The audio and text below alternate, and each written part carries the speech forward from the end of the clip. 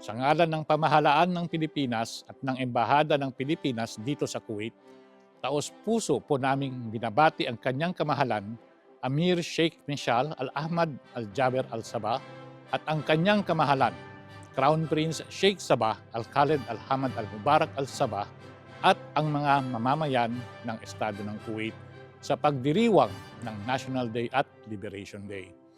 Ang pagdiriwang na ito ay nagbibigay diin sa kahalagahan ng kasaysayan, pagkakaisa at pagmamahal sa bayan. Lubos po naming pinahahalagahan ang malalim at matatag na ugnayan sa pagitan ng ating dalawang bansa. Muli, maligayang pagdiriwang po sa inyong lahat.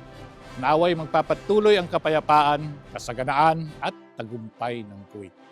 Mabuhay ang pagkakaibigan ng Pilipinas at Kuwait.